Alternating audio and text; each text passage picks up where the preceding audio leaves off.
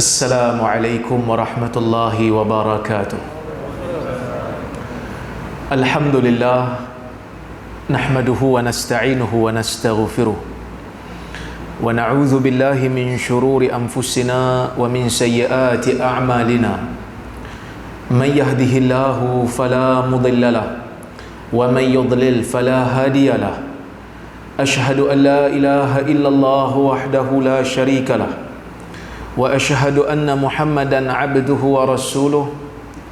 Allahumma salli wa sallim ala Muhammad wa ala alihi wa sahbihi ajma'in. Amma ba'd. Terima kasih kepada tuan pengurusi majlis yang saya muliakan, ahli jawatan kuasa masjid, ustaz-ustaz, tuan guru, asatizah yang lain, hadirin hadirat, mukminin dan mukminat yang dirahmati oleh Allah Subhanahu wa taala sekalian. Alhamdulillah, pada malam ini kita dapat bersama-sama berhimpun dalam kuliah. Saya rasa saya pernah datang masjid ni.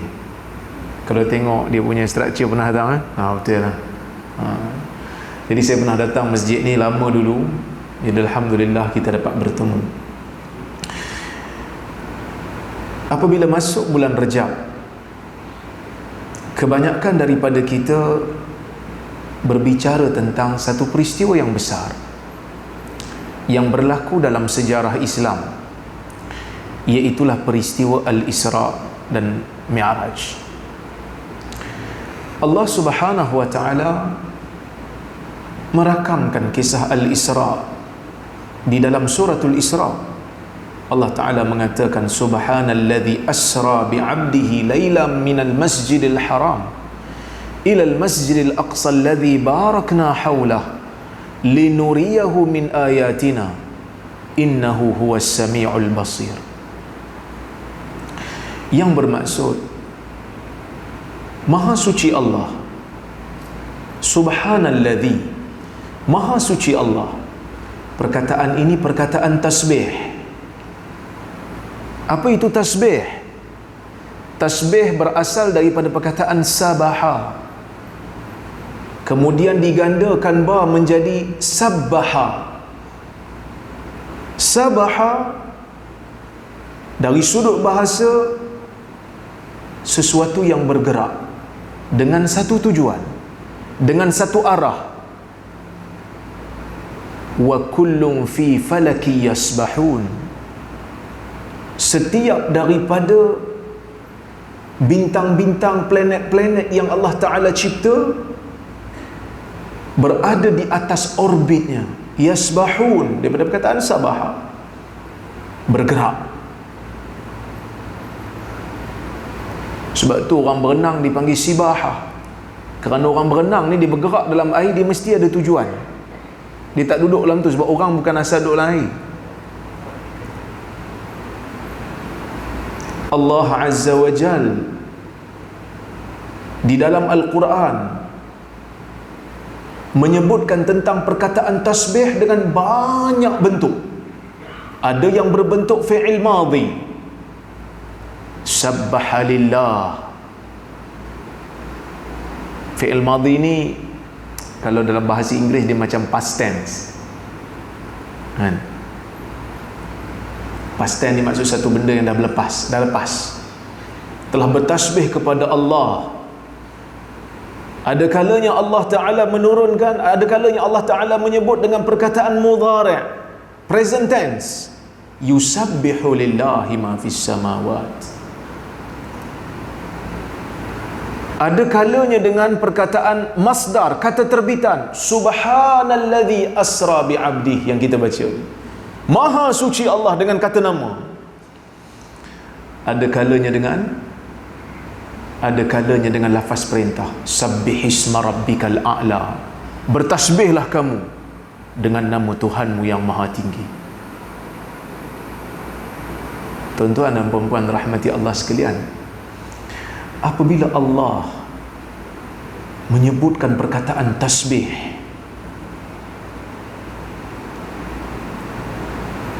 tasbih ni apa dia? Kita kata tasbih tanzih, menyucikan Allah. Menyucikan Allah pada sudut apa? Menyucikan Allah dengan mengatakan Allah zatnya itu sempurna dan mempunyai ciri-ciri yang sangat tinggi. Seseorang yang mengatakan Allah sama macam makhluk, maka dia bukan mukmin. Sesiapa yang kata Allah bersifat dengan sifat makhluk, sama, dia kata, kafir. Tasbih juga pada sifat Allah. Allah Ta'ala mempunyai sifat, Allah Ta'ala mempunyai nama. Walillahil asma'ul husna. Nama-nama Allah itu kita percaya mempunyai sifat yang sempurna, yang tidak ada cacat cela. Sebab itu kalau dalam hadis Nabi SAW apabila menyebutkan tentang ciri-ciri Dajjal, sifat-sifat Dajjal, Nabi kata apa? Innahu a'war wa inna rabbakum laisa bi'a'war. Dajjal ni bila dia turun, dia bawa macam-macam benda-benda pelik, keajaiban, kan? Dia boleh turunkan hujan, dia boleh tumbuhkan pokok. Sebab tu sebahagian daripada ahli ilmu moden seperti Syekh Rashid Ridha, dia ada kecenderungan untuk tolak hadis Dajjal ni. Walaupun hadis Dajjal ni sebenarnya mutawatir, tapi kecenderungan tu ada. Sebab dia kata apa?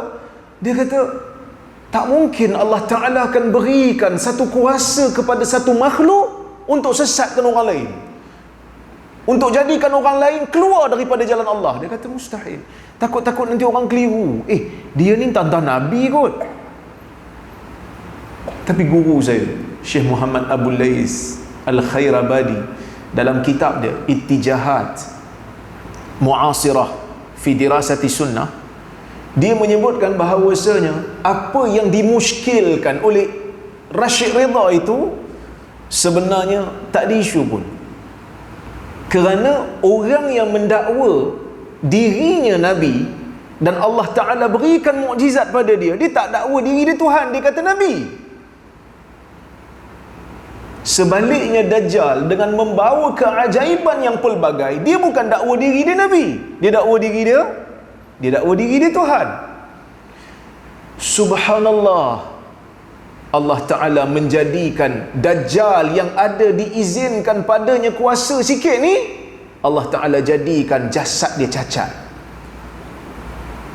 Sehingga Nabi kata innahu a'war wa inna rabbukum laisa bi'a'war.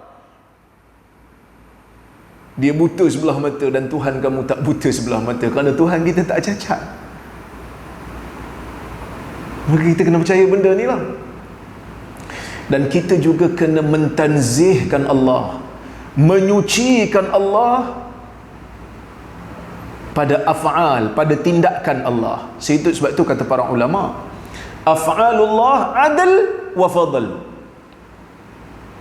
Tindakan Allah pada makhluk ni kesemuanya adil dan kesemuanya fadl, kelebihan. Contoh, saya bagi contoh. Allah Subhanahu wa Ta'ala tidak berlaku zalim. Ini saya baca hadis ni, saya hurai panjang dulu masa dekat mata air. Orang sini panggil mata air. Saya tengah belajar juga ni, nak cakap bahasa Perlis.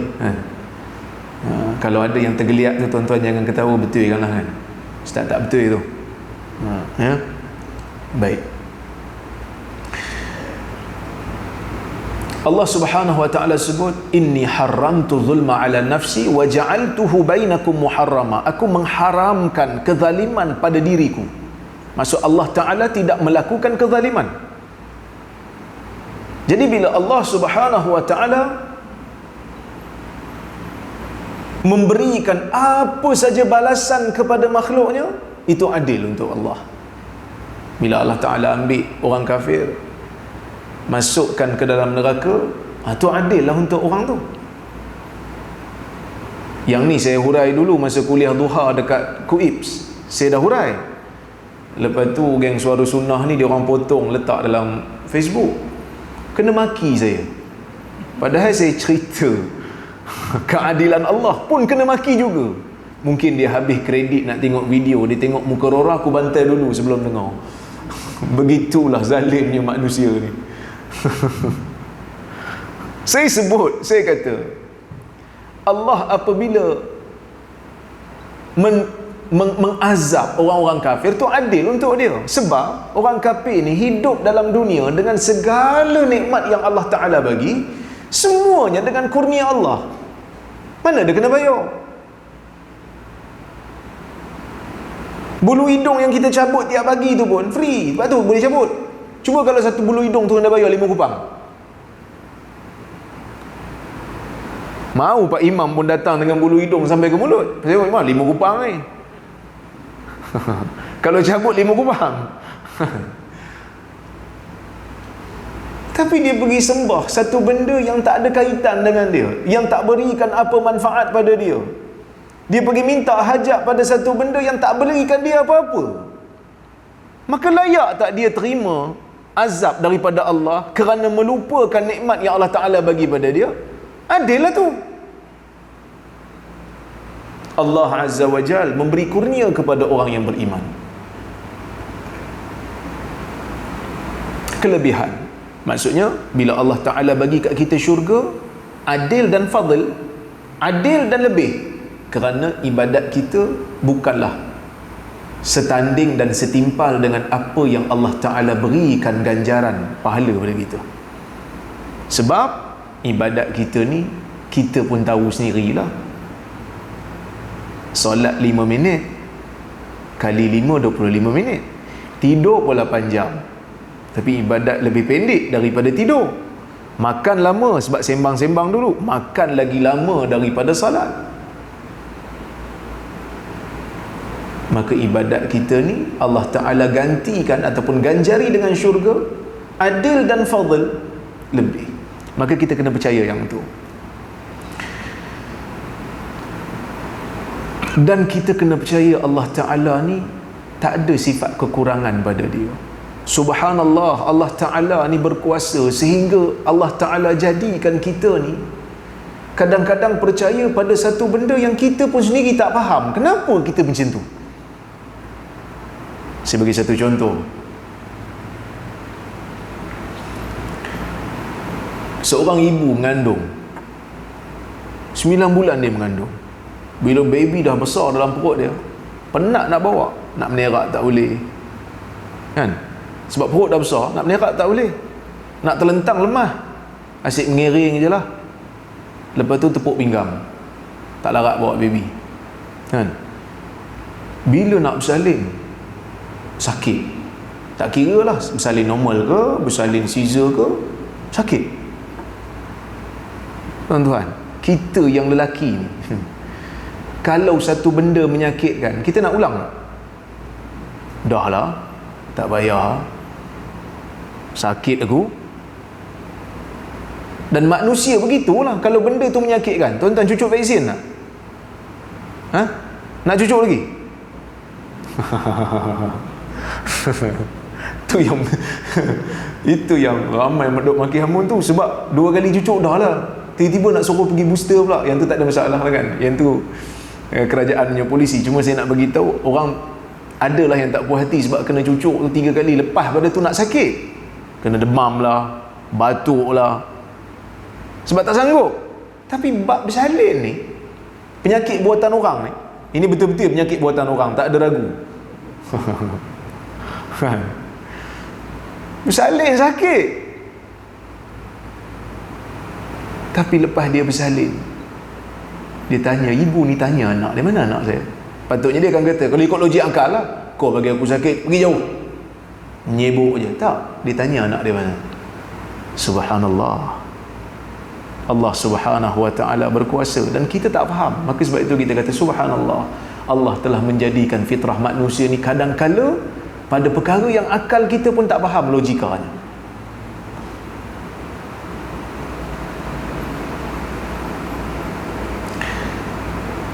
Allah mulakan ayat ni dengan kata subhanalladzi asra bi'abdih, maha suci Tuhan yang memperjalankan hamba-Nya.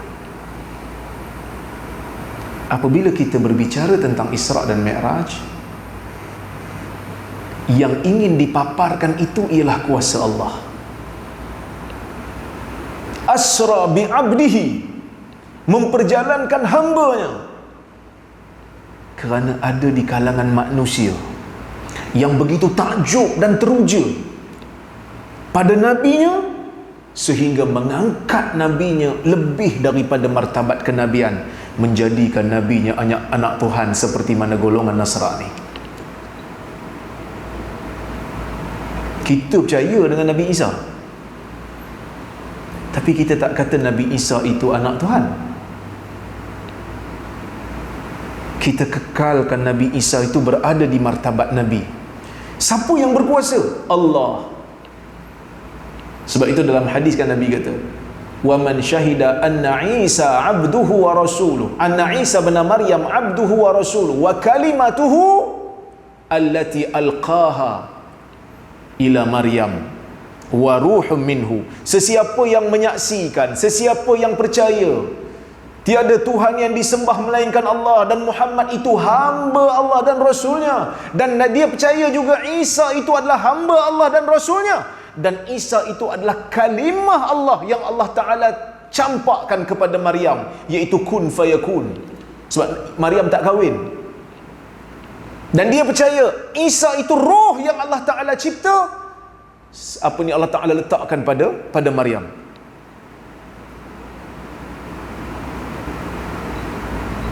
Nabi SAW kata lagi, wa annal jannata haq wa annan nara haq dakhala al jannah. Siapa yang percaya semua benda ni, dia percaya syurga tu benar, dia percaya neraka tu benar, dia masuk ke dalam syurga Allah. Masuk tak kekal lah dalam neraka.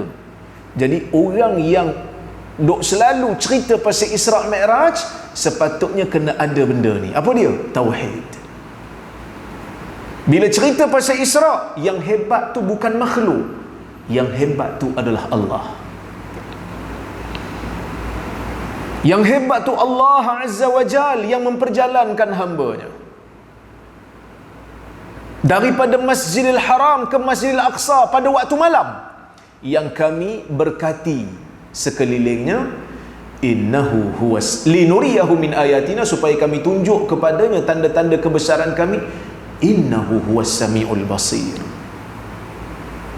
Di hujung ni Allah Ta'ala kata innahu huwas sami'ul basir, sesungguhnya dia itu maha mendengar dan maha melihat.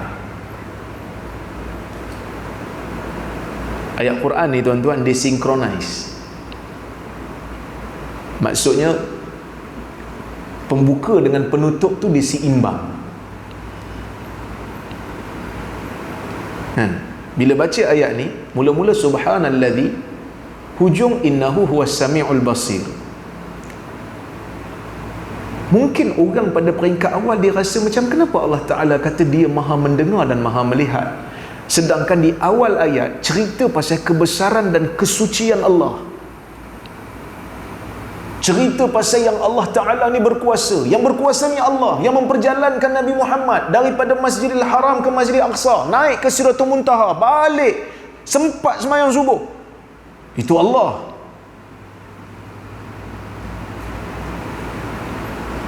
Sepatutnya kat ujung tu tutup dengan ayat innahu huwal azizul hakim. Contohlah, Allah Ta'ala itu maha perkasa lagi maha bijaksana, kerana Allah yang berkuasa. Tapi di ujung tu Allah Ta'ala kata innahu huwas sami'ul basir, Allah Ta'ala maha mendengar dan maha melihat. Saya duk cari juga, bila kita buka kitab sirah, kita dapat rasa mungkin inilah di antara hikmah kenapa Allah Ta'ala kata Allah maha melihat, mendengar dan melihat di ujung ayat ni. Kerana Allah Azza wa Jal sebelum memberikan kepada Nabi ini keistimewaan Isra' dan Mi'raj, Nabi ini diuji dengan pelbagai ujian yang berat. Kan Nabi 13 tahun dekat Mekah ni tak nampak jalan ni, sehingga kan sebelum daripada peristiwa Isra' dan Mi'raj ni, Nabi melalui satu tahun dipanggil Amul Hazan ataupun Amul Huzun, tahun duka cita. Apa yang berlaku pada Nabi SAW? Ada 4 peristiwa yang berlaku dalam hidup Nabi sebelum daripada Allah Ta'ala jemput dia, Isra' dan Mi'rajkan dia. Apa yang berlaku dalam hidup Nabi? Yang pertama sekali yang berlaku ialah apabila Khadijah bintu Khuwailid meninggal dunia. Khadijah ni punya sumbangan besar, sehingga kan Nabi SAW apabila Khadijah dah wafat pun, Nabi kalau ada datang pada dia daging, Nabi akan suruh dibedakkan kepada teman-teman Khadijah, sehingga Aisyah pun ada rasa cemburu kan. Apalah yang ditunggu-tunggu, apa yang diingat lagi pada perempuan Quraisy tua yang gigi pun dah merah, maksudnya dah gigi pun dah tak ada kan, tinggal gusi je. Nabi SAW kata tak ada. Aisyah kata Allah Ta'ala dah gantikan dia dengan sesuatu yang lebih baik daripada itu, iaitu Aisyah lah, yang lebih muda kan. Nabi kata tak ada ganti. Inni ruziktu hubbaha, aku direzekikan oleh Allah Azza wa Jalla cinta kepada Khadijah. Sehingga Nabi SAW kata laqad amanat bi hina kafaraniyan nas wa saddaqatni hina kadzabaniyan nas wa wasatni bimaliha. Sehingga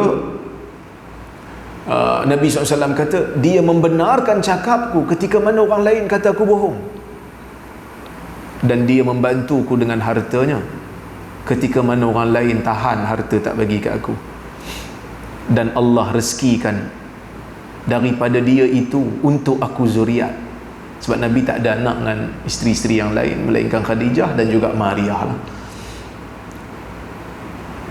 Khadijah wafat. Orang yang banyak memberikan sumbangan mental dan fizikal kepada Nabi, Allah Ta'ala wafatkan. Nabi sedih, Nabi duka cita. Kemudian Allah Subhanahu wa Ta'ala wafatkan juga Abu Talib.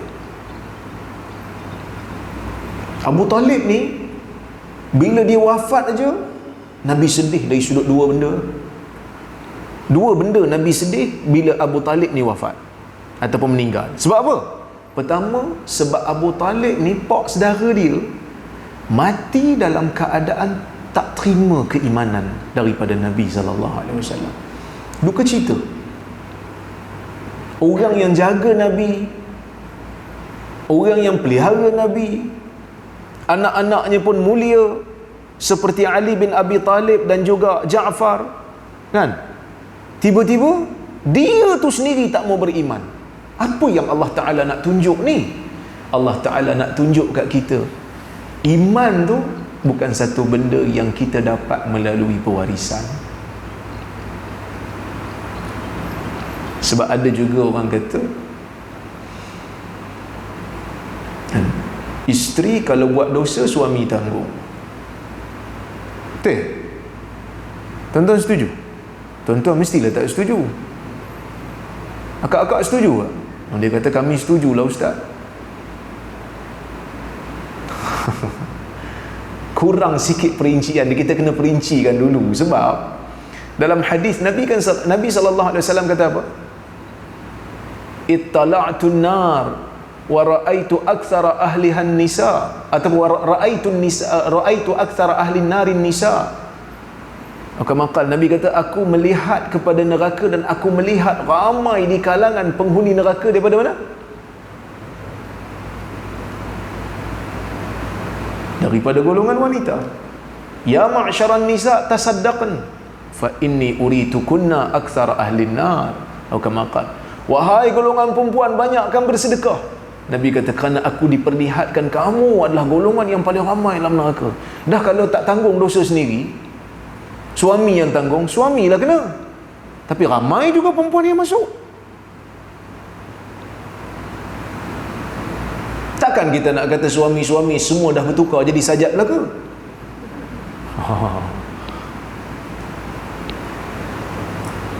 Kita katakan Allah Ta'ala menyebutkan wala taziru waziratun wizra ukhra. Seseorang yang menanggung, dia tak akan tanggung dosa orang lain. Jadi kalau isteri buat dosa, isterilah tanggung. Suami buat dosa, suamilah tanggung. Cuma suami ni dia ada tanggungjawab dia pada isteri. Kalau dia tak buat tanggungjawab tu, dia berdosa tang tu. Tapi kalau dia dah buat semua dia dah buat dah, tiba-tiba isteri tak mau dengar juga, sembunyi-sembunyi buat dosa, suami tak tahu, suami tak dipertanggungjawabkan. Seperti mana Nabi Muhammad sallallahu alaihi wasallam tidak dipertanggungjawabkan apabila Abu Talib meninggal dunia dalam keadaan tidak beriman kepada Allah. Bukan Nabi tak usaha, Nabi usaha dah. Dan nak bagi tahu kat kita ni, kisah ni nak bagi tahu kat kita ni, dalam dakwah ni kadang-kadang ada je orang dekat dengan kita tak mau ikut. Dalam dakwah ni kadang-kadang ada je ahli keluarga tak mau ikut. Ada anti dengan kita, ada. Tapi bukan sebab apa? Sebab hasad mungkin, sebab dengki mungkin. Tapi itu bukan satu alasan untuk kita hentikan apa benda betul, benda baik yang kita buat. Nabi SAW usaha, ya am qul la ilaha illallah kalimatan uhaju biha laka indallah. Wahai pak saudaraku, kau sebut la ilaha illallah, ia sebagai satu kalimah yang aku boleh jadikan sebagai hujah di hadapan Allah. Dia kata la hatta la yaqulan nas inna Aba Talib taraka dina abai. Aku tak mau sebut sebab nanti orang kata Abu Talib tinggalkan ajaran nenek moyang dia. Ni bahaya dalam agama ni, orang kata. Kita dalam agama ni kena apa yang Allah dan Rasul kata. Tapi ada manusia, nanti orang kata. Nanti orang kata, ni masalah.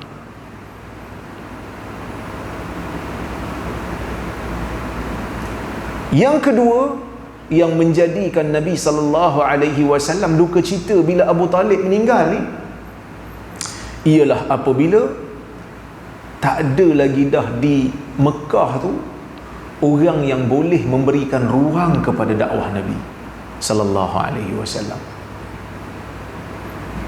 Sehingga Nabi ni tak nampak jalan dah. Mana nak pergi 13 tahun? Usaha jumpa orang ni, deal dengan orang tu, pujuk orang sana, tak ada orang nak ikut. Tapi masa tu Abu Talib jaga, sebab Abu Talib orang politik. Orang lain pun pakat segan dengan dia. Tiba-tiba Nabi tengok, ish, Abu Talib meninggal pula. Siapa nak tolong dalam dakwah ni? Maka bila Abu Talib meninggal dunia, bermula era baru dalam cabaran dakwah, al-idha, iaitu penyiksaan berlaku terhadap orang-orang Islam. Syekh Muhammad Sa'id Ramadan Al-Buti dalam kitab dia Fiqhus Sirah, dia ada bahas cantik. Dia kata, mungkin ada di kalangan kita yang bertanya,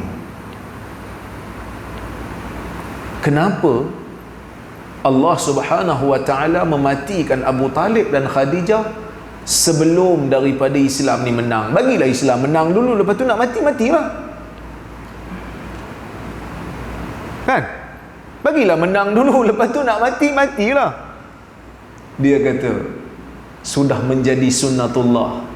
Agama ini tidak boleh melingkari pada individu tertentu, melainkan hanyalah pada Rasulullah sallallahu alaihi wasallam. Sebab tu kita ni bila baca sirah Nabi sallallahu alaihi wasallam, kita akan baca babul manaqib. Apa itu babul manaqib? Bab hadis-hadis yang Nabi sallallahu alaihi wasallam puji sebahagian sahabat. Ada hadis Nabi puji Abu Bakar, ada hadis Nabi puji Umar, ada hadis Nabi puji Uthman, ada hadis Nabi puji Ali, ada hadis Nabi puji Mus'ab, ada hadis Nabi puji Hanzalah. Banyak hadis-hadis Nabi SAW menceritakan tentang kelebihan sahabat-sahabat ni secara, orang kata apa, secara keseluruhan. Kalau tak secara, orang kata apa, spesifik, banyak Nabi sebut kelebihan-kelebihan tertentu. Kita bukan macam ajaran Syiah, semua kelebihan nak bagi pada Ali bin Abi Talib. Bukan kita benci Ali bin Abi Talib, kelebihan Ali pun ada disebut dalam hadis. Anta minni bimanzilati Harun min Musa. Nabi sebut dalam hadis, di sisi ahli sunnah ada. Engkau wahai Ali di sisiku seperti kedudukan Harun di sisi Musa, illa annahu la nabiyya ba'di. Tetapi tak ada lagi nabi selepas pada aku. Tapi dalam hadis yang lain ada Nabi puji para sahabat. Kerana Islam bukan hanya tertumpu pada manusia tertentu. Kalau tengok agama Syiah, kalau tengok ajaran Syiah, itulah 12 imam tu, itulah hero. Orang lain tak ada kelebihan apa, yang lain murtad belaka. Contohnya, dia kata sahabat ni murtad semua kecuali yang baik dengan Ali bin Abi Talib saja. Kita bukan begitu. Kita sayang semua sahabat Nabi SAW. Ya, sahabat Nabi ada bergaduh sama mereka. Ali ada bertempur dengan Muawiyah atas satu perkara. Kerana mereka adalah manusia, masing-masing nak cari kebenaran. Masing-masing nak cari kebenaran. Yang ni kata yang tu tak betul, yang tu kata yang ni tak betul. Masing-masing mencari keredaan Tuhan. Kita sebagai ahli sunnah, kita kata dalam isu ni, kita taraddi anis sahabah. Kita tetap bila baca nama sahabat, kita kata radhiyallahu anhu, moga Allah meredainya. Bila Allah Ta'ala matikan Khadijah, bila Allah Ta'ala matikan Abu Talib, ini kita kata pembantu utama pada awal-awal Islam. Kalau mereka hidup sehingga Islam menang, mungkin ada orang kata Islam ni kalau tak ada Abu Talib, Islam tak boleh bertahan. Islam ni muncul, boleh bertahan sampai hari ni, kuat sampai hari ni sebab Abu Talib lah. Kalau tak ada Abu Talib, lebuh Islam. Allah Azza wa Jalla dengan hikmah matikan Abu Talib sebelum daripada Islam menang, sehingga orang Islam pada masa itu ditindas dengan begitu dahsyat. Khabbab datang kepada Nabi SAW mengadu. Dan Khabbab bin Al-Arat, belakang dia tu diletakkan dengan besi panas, sehingga dalam kitab sirah kata tidak ada yang memadamkan api yang panas tu melainkan lemaknya yang cair. Sehingga Omar pada zaman dia, bila dia tengok belakang Khabbab, dia pun terkejut. Dia kata wallahi ma ra'aitu mithla dhahri ahad, demi Allah aku tak pernah tengok belakang orang seperti ini. Disebabkan seksaan yang dahsyat yang mereka terima. Tapi dengan parut yang macam itulah Islam ini subur. Maksudnya bukan dengan satu orang punya jasa, dah ramai, semua berperanan.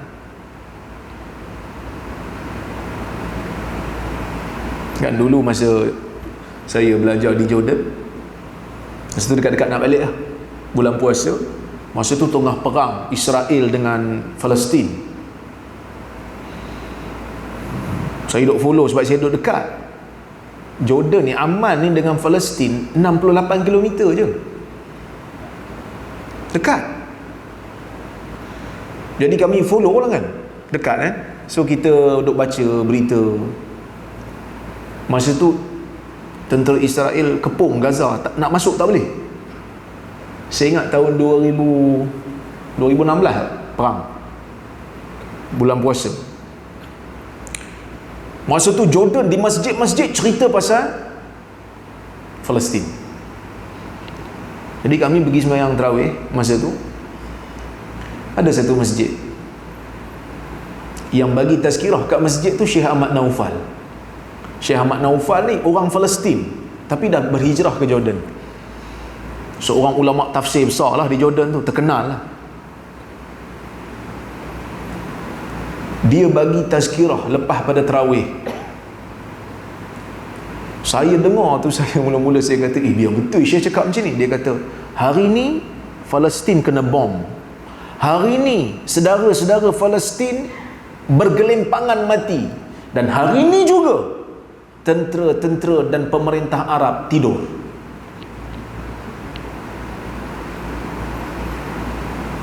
Dia sebut benda tu. Sehingga zaman tu, ada yang sebar dekat Facebook, orang Arab ni duk sebar dekat Facebook, lambang hon kereta palang, jangan hon, dia kata, kerana pemimpin Arab sedang tidur.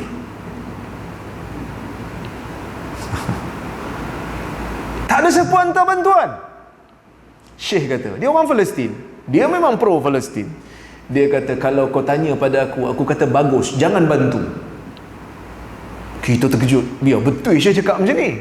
Dia kata, ya, biar, jangan bantu, kerana orang Palestin akan berjuang untuk diri mereka dan agama mereka. Kerana kita percaya satu hari nanti agama ini akan menang. Kita percaya Palestin akan dibebaskan. Dan ketika mana Palestin itu dibebaskan, tak ada orang lain boleh klaim akulah yang menyebabkan Palestin itu dibebaskan. Sebaliknya, orang Palestin bila mereka berjuang untuk agama Allah, dan bila menang, mereka akan kata, Allah yang membantu kami. Allah yang bantu, bukan pemimpin Arab yang boneka ni, bukan pemimpin Arab yang nak merosakkan negara Arab dengan hiburan yang tak apa-apa ni.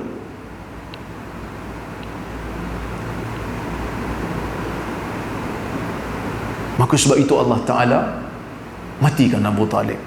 Maka berlaku satu fenomena baru, al-idha. Apa itu al-idha? Al-idha ialah penyiksaan, siksaan yang dahsyat. Dan siksaan demi siksaan yang Allah Ta'ala bagi ni nak menguatkan jati diri orang yang beriman. Maka sebab itu mereka ini bila hijrah aja mereka ready. Bila seruan hijrah datang, mereka ready. Tak ada kata, ya Rasulullah tunggu, tuan, saya nak mari sini, saya nak mari Perlis ni. Tuan-tuan tahu Datuk Mufti telefon saya berapa lama?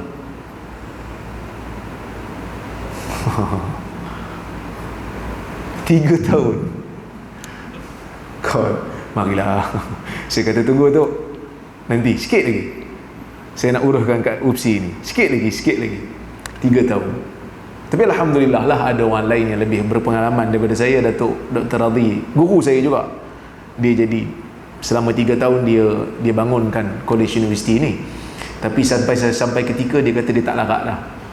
Jadi Datuk kata, mai lah, saya lama saya buat keputusan, saya duk istikharah, betul ke aku nak duduk kat Perlis ni? Sebab nak hijrah ni bukan satu benda senang. Itu tak ke zaman ni kan? Zaman ni dah ada kereta, cukup bulan dapat gaji kan? Datang sini pula jadi bos, weh, syok tu. Tapi saya fikir banyak benda.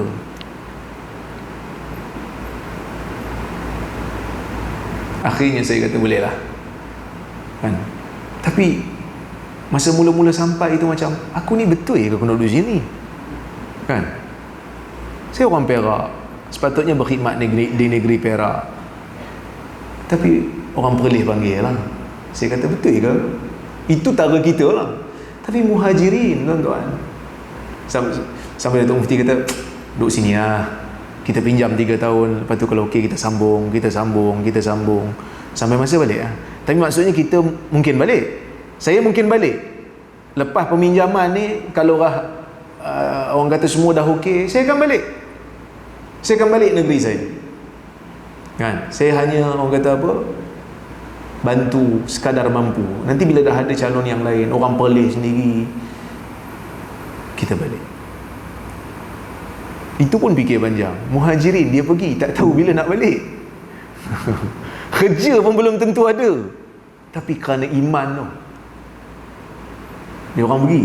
Bukan, tak cukup hanya sekadar siksaan fizikal, dia orang guna siksaan mental kat Nabi sallallahu alaihi wasallam. Orang kata mungkin sahabat kena seksa, Nabi tak kena. Nabi pun kena.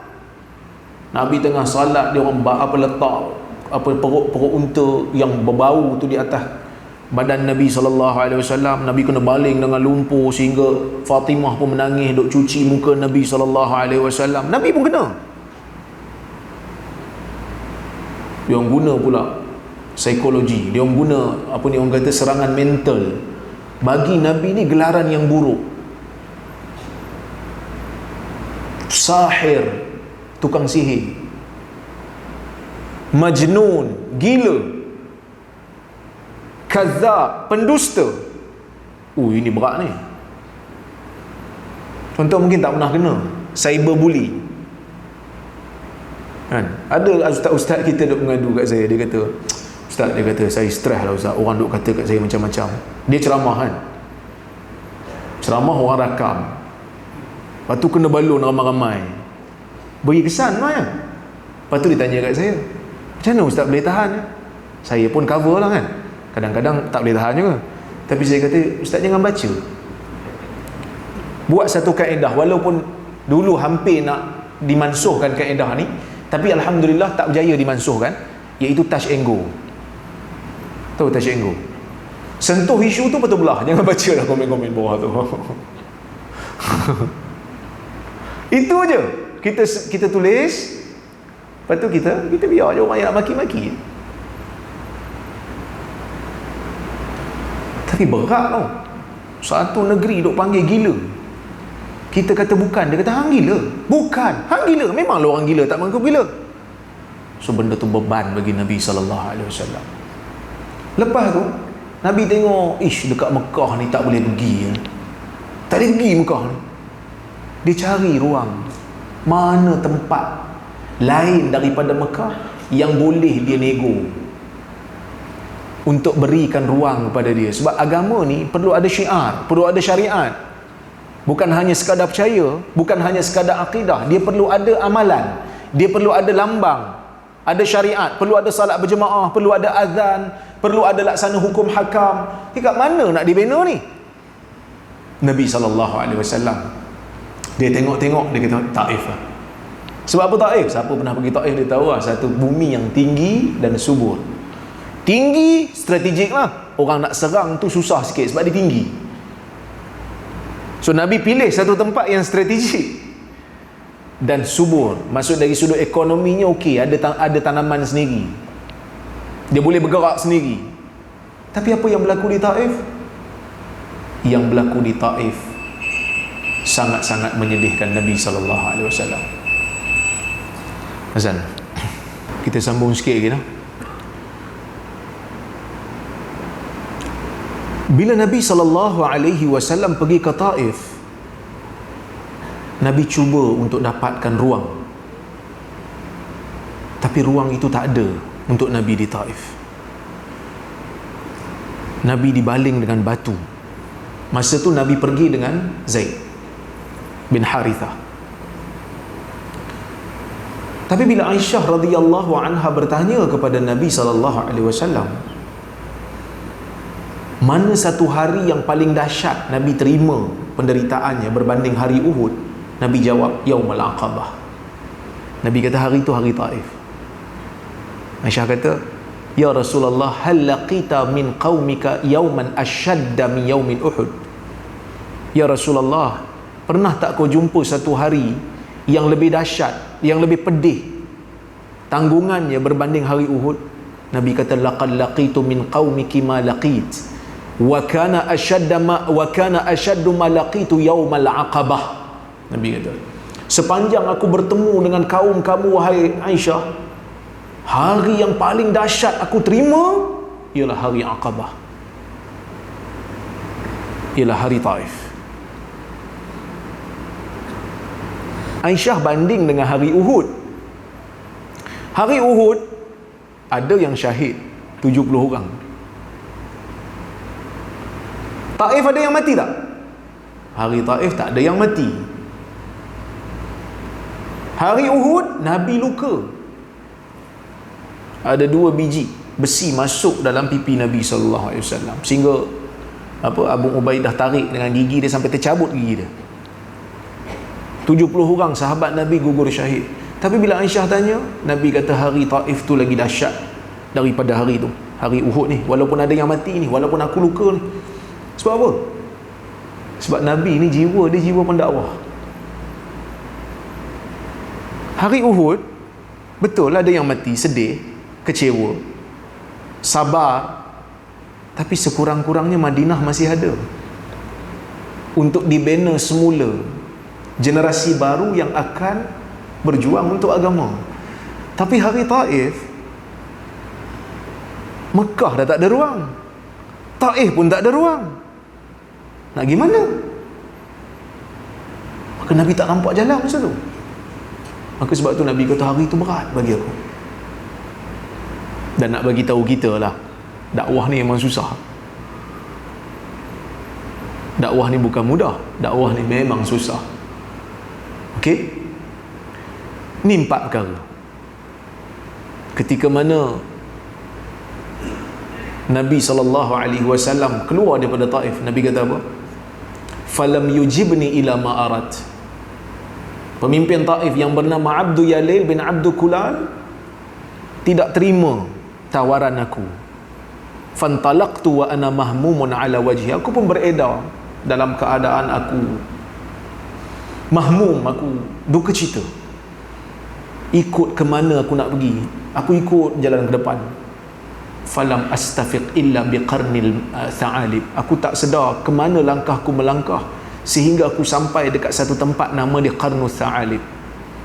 Farafa'tu basari, aku tengok, aku angkat pandanganku. Fa idza ana bi sahabatin qad adhallatni. Tiba-tiba aku nampak ada awan duk payung aku. Fa nadartu fiha, aku tengok dalam awan. Tengok-tengok ada malaikat Jibril. Wa nadani wa sallama alaihi, dia panggil aku. Dia panggil aku dan dia kata, ya Muhammad, inna rabbaka qad sami'a qawla qaumika laka wa ma raddu alaik wa qad ba'atha ilaika malakal jibal li ta'murahu bi amrik. Muhammad, sesungguhnya Allah mendengar kata-kata kaum kau terhadap engkau. Muhammad, Allah Ta'ala tahu apa yang mereka lakukan, tindakan mereka dalam menolak dakwah engkau. Dia hantar kepada engkau malaikat jaga bukit. Bagilah arahan apa saja pada dia. Malaikat jaga bukit panggil Nabi. Malaikat jaga bukit kata, in syi'it utbiq alaihim al-akhshabain. Muhammad, kalau kau nak, aku boleh angkat 2 bukit dekat Mekah ni, aku hempap ke atas orang Taif. Nak? Nabi kata, la, bal arju ay yakhruja min aslabihim may ya'budullah wala yushriku bihi syai'a. Wah, apa ni? Bal arju ay yakhruja min aslabihim may ya'budullah wahdah. Jangan. Nabi kata, bahkan aku mengharapkan akan keluar daripada keturunan mereka orang yang sembah Allah semata-mata dan tidak melakukan syirik padanya. Nabi ni pemaaf lah. Maka Nabi pun beredar sehingga Nabi SAW ditakdirkan oleh Allah berjumpa dengan orang-orang Ansar. Tapi inilah yang berlaku sebelum daripada peristiwa Isra' dan Mi'raj. Walaupun tarikh adakah dia berlaku pada bulan Rajab, ini tidak disepakati oleh ulama. Tarikh tu tak disepakati. Ibn Rajab juga mendhaifkan pandangan-pandangan yang mengatakan ia berlaku pada bulan Rajab, tetapi tak salah untuk kita kata yang penting peristiwa itu berlaku walaupun tarikhnya tidak disepakati. Kenapa? Kerana kisah Isra' dan Mi'raj bukan hanya sekadar nak dengar cerita benda-benda ajaib, tetapi kisah Isra' dan Mi'raj Allah Subhanahu wa taala nak bagi tahu dekat Nabi Muhammad sallallahu alaihi wasallam dan kita semua, Allah Maha mendengar dan Maha melihat. Apa dia? Allah Taala dengar rintihan Nabi Muhammad sallallahu alaihi wasallam dan Allah sentiasa melihat apa yang diperlakukan oleh rasulnya, sehingga kan Allah Taala panggil Nabi, jemput Nabi ke Sidratul Muntaha, seolah-olah nak memberikan isyarat kepada nabinya, ya Muhammad, kalau semua pintu di bumi ini tertutup untukmu, ketahuilah pintu langit terbuka untuk menerimamu. Dengan syarat berpeganglah kita dengan Quran dan Sunnah. Hari ni orang dok komen, kalau Nabi ikut kanan, Tok Guru ikut kiri. Saya nak ikut Tok Guru.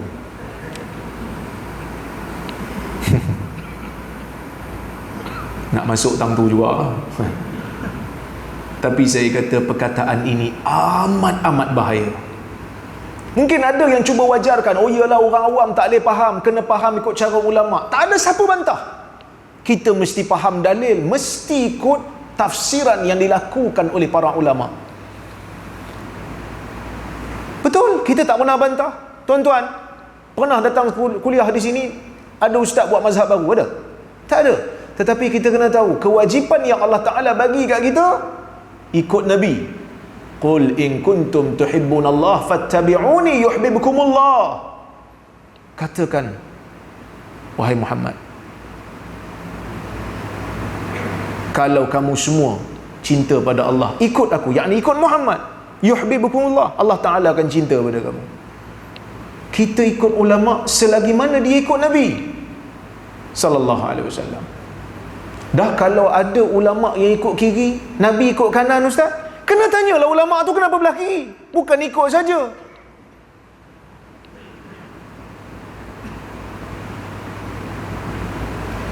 Patutnya kena cakap macam tu, tuan-tuan. Dia kata kalau nampak Nabi belah kiri, Nabi belah kanan, ulama belah kiri, Tok Guru belah kiri, kena tanyalah Tok Guru pasal apa belah kiri. Kenapa tak belah kanan? Sebab Nabi belah kanan. Tok Guru kalau dia betul-betul ada hujah, dia akan kata sebenarnya yang belah kanan ni memang Nabi buat, tapi yang belah kiri ni pun ada hadis lain, yang tu khas untuk Nabi, yang ni untuk kita, dan baru kita ikut. Sebab tu dalam hadis ada satu bab, kita kena pegang riwayat perawi, bukan amalan perawi. Kerana amalan perawi mungkin dia terlupa, mungkin itu adalah ijtihad dia, riwayat adalah hujah. Jadi tuan-tuan dan puan-puan rahmati Allah sekalian, kita nak ajak orang sayang pada Nabi SAW, bukan hanya sekadar sayang batang tubuh Nabi, tetapi sayang batang tubuh Nabi pun ya, sayang ajaran Nabi pun ya, sayang sunnah Nabi pun ya.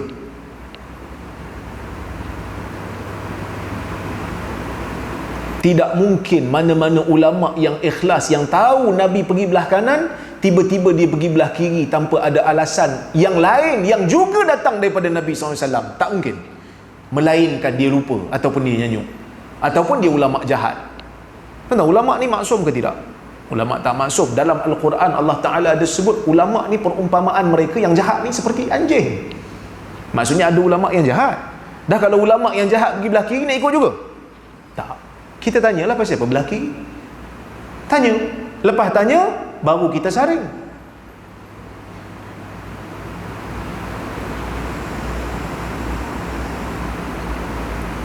Ini yang menjadi masalah. Kan? Ini yang menjadi masalah. Tapi ialah ada satu video semalam, dia duk jawab jugalah. Dia kata ayat Quran, kalau kita tengok, Allah Ta'ala kata huwal awwal wal akhir. Dia kata kalau ikut Quran jadi problem lah, sebab dia kata Allah Ta'ala tu ada awal dan ada akhir. Saya tengok ayat Quran, kok mana yang kata ayat ni kata Allah Ta'ala tu ada awal dan ada akhir? Ayat Quran tu kata huwal awwal wal akhiru. Allah Ta'ala itu awal dan Allah Ta'ala itu akhir.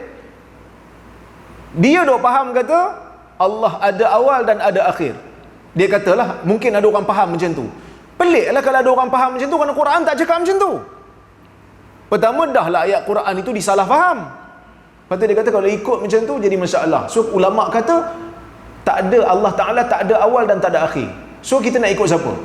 Seolah-olah macam dia nak kata Al-Quran mengatakan Allah ada awal dan ada akhir. Kan ni bahaya.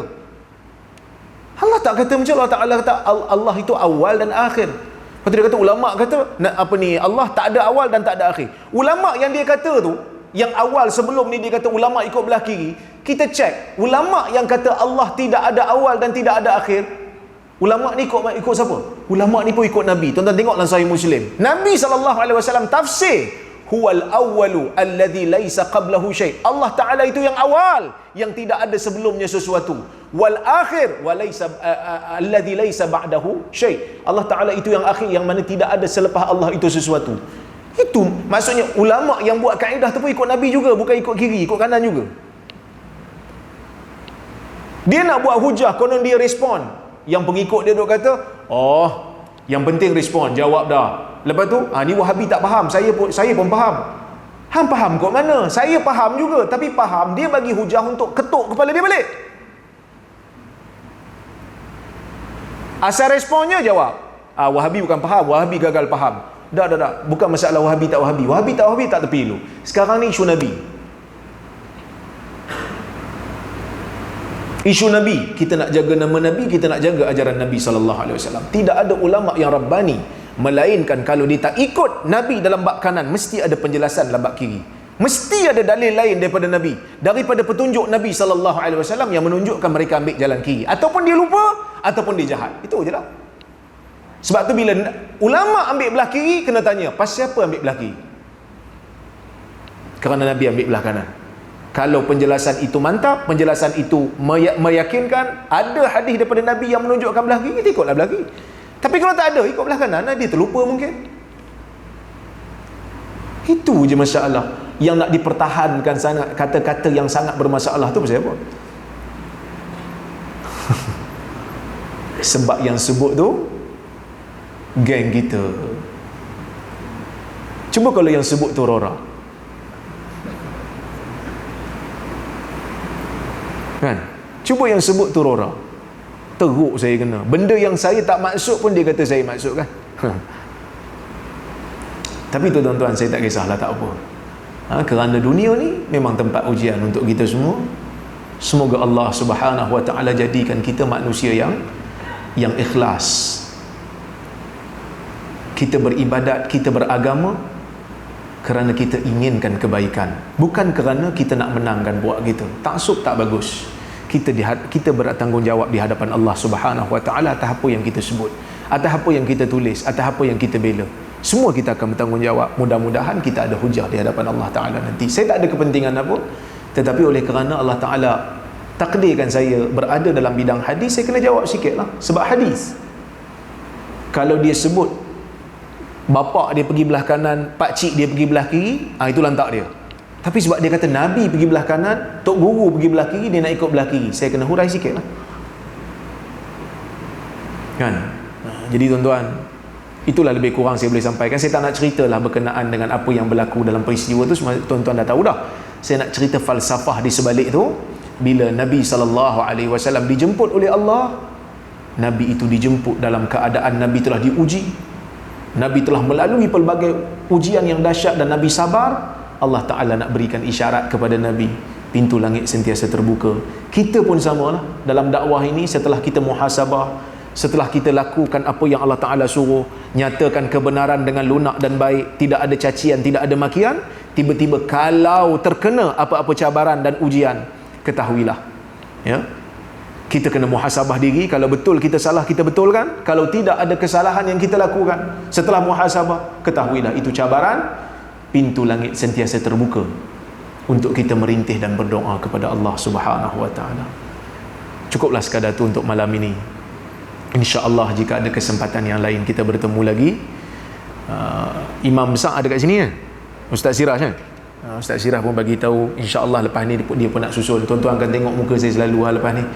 InsyaAllah ada kesempatan yang lain kita bertemu lagi. Aqulu qawli hadha wa astaghfirullahal azim li wa lakum. Wassalamu alaikum warahmatullahi wabarakatuh.